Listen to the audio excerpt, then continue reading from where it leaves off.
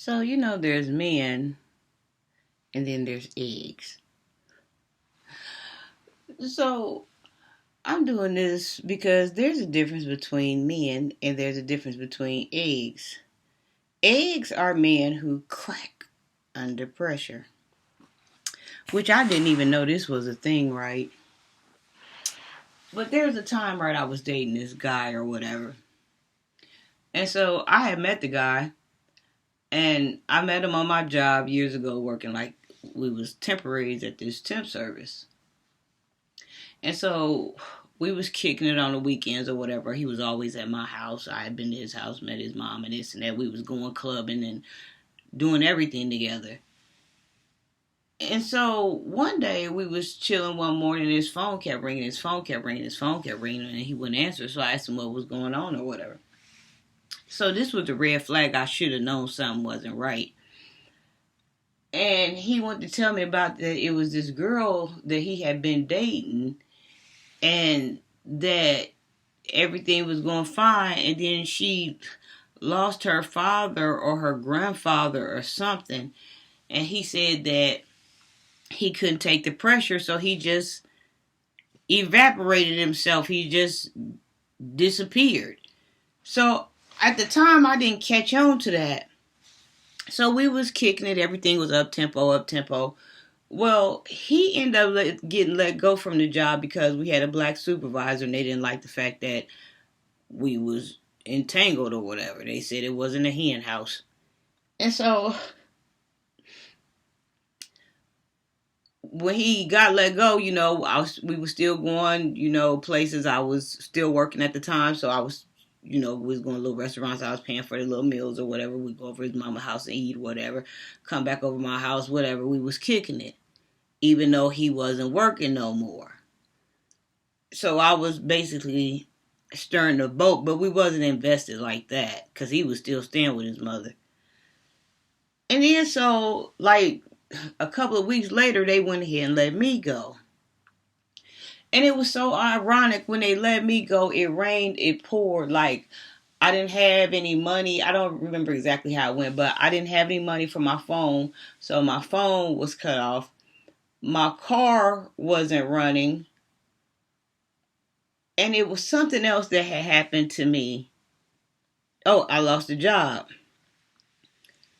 So now all of a sudden, the guy quit coming around. He distanced himself from me after I came and told him that they let me go.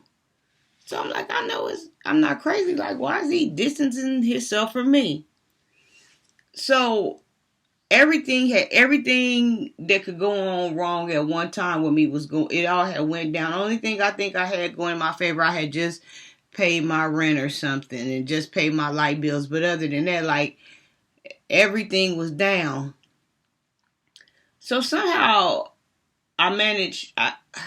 Somebody called my mom and got my phone cut back on.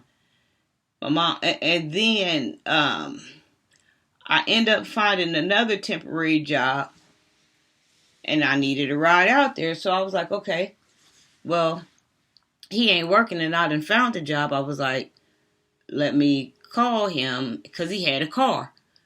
We would always be in his car when we go out. Let me call him and ask him to take me to work to my new job, and I had the gas money. So I called him or texted him. I think I texted him at the time and asked him could he take me to my new job and until I got my car fixed for a week until I got my check, and I would pay him gas money. And he texted me back and said something about he wasn't going to be able to take me or something and something. And he just disappeared. He cracked under pressure. He just disappeared.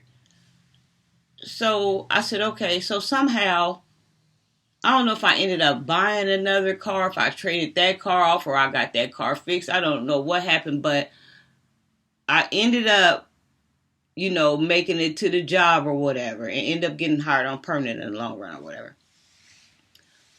So I never heard from dude. I guess he assumed that I didn't have a way or, like I was just going to stay down like that for long or whatever. I never heard from him.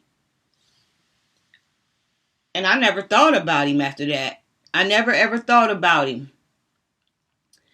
And then so a couple of years later, there was this club, this new popular club that these people had built. It was real jazzy and upscale, like a bi-level, like couches, and it was really, really nice. Big dance floors and bars on each level. It was really, really nice. And I would go to this place sometime, but it was so far out, I didn't go all the time. Like I would treat myself like once or twice every 6 months or something. And so one night, I called a friend at the time, and we decided we would go out there because it was a night where it was ladies' night or something. And so we get out the car, and we get ready to walk towards the entrance, and this guy standing there with this leather coat on and some slacks. It was crazy because he had did a switcheroo, because when I met him, it was all Timberlands and, saggy pants and jerseys and this and that. So when we walking up to the door, it's this guy got on this lambskin coat, got on these, beige brown looking slacks and, nice shoes and haircut low. And he said, "How you doing?" And I said, "Fine, how you doing?" And I walked in, me and my friend, we walked in the place. Well, I don't know what ended up happening, if somewhere I was down in the bottom level or something, and he came back in and I ran into him again. And the guy, and he said, "You acting like you don't know nobody." And so I looked into his face, and when I looked into his face, it was the guy that I was dating. And when I tried to get a ride, he wouldn't. And so when I saw it was him, I just walked past him. And so for the whole night, he was following me, but he would be across at a distance, like he wanted to come over there so bad, but he knew he better not. And I enjoyed my night, and everywhere I turned, he was there, and this and that, but he didn't come far, and eventually, he disappeared, him and his friend, because he had separated from his buddy.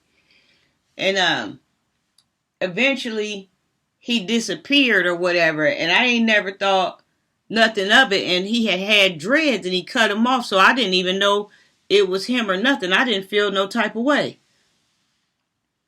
But there's men that crack under pressure. He was the type of guy that he would meet a woman and he would date her as long as everything was up tempo, or if she was solid. You know what I mean? But then, how solid did you want her to be? Because those were natural problems that was beyond the heavens that happened.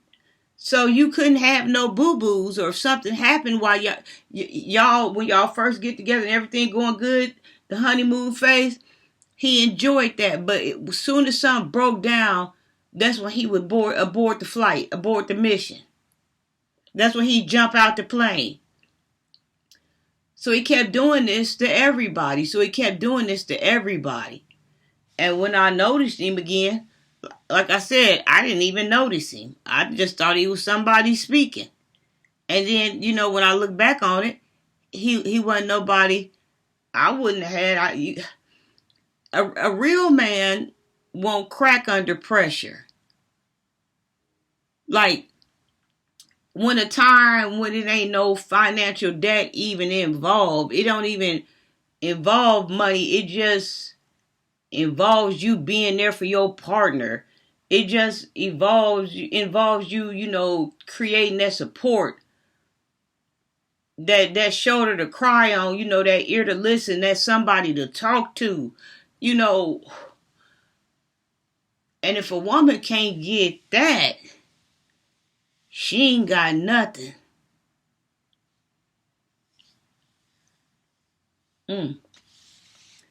So women, this was in hindsight. I didn't know that, but that's the type of man he was. He dates you up tempo while everything new and fresh. But as soon as you had one problem, that's where he jump off the canoe with his life jacket on, paddling, gone. So I don't know. I guess before money, a lot of people look to see if a man got money, which he needs money. But I would also, now knowing what I know, knowing that it's men out here like that crack under pressure. I guess I want to, me myself, want to see, can he sustain up under pressure? Because that's when I really need somebody, when I go under pressure. But I can't. As many people I've been there for, when I really go under pressure, ain't nobody but me. It ain't nobody but me when I look around. Y'all gotta plug my thing up. It ain't nobody but me when I look around. So I'm more worried now with the money, and also is my mate, like that's a hell of a feeling for your mate to run out on you when you really need them. I mean, believe it or not, I know of men that I've been with. Soon as the eviction notice came or anything, he wasn't nowhere on the scene. But we was kicking it all up until the eviction notice, or we was kicking it up all up until I lost my job, or we was kicking it all up until something. A lot of times, your pressure is the answer for you, whether this guy gonna stick around or not. Is he gonna get tough, or is he gonna get tough and get to going? Running out in the street tough. I mean, like, that says a lot. That's character for somebody to stay around, when the pressure deep. But if you have to do it by yourself, it only make you stronger. But if you have somebody with you, it sure do ease a lot of pain and frustration.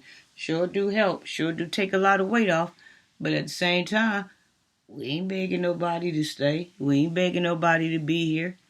But I think for me, I'm more worried nowadays, especially like with a lot of men being in their feminine energy. I'm just wondering, like, how they move under pressure. I'm just being honest. Well, don't let me hold you. I just want to talk to y'all about, there's men and there's eggs. Yeah. Eggs are the type of men that break under pressure. Mwah.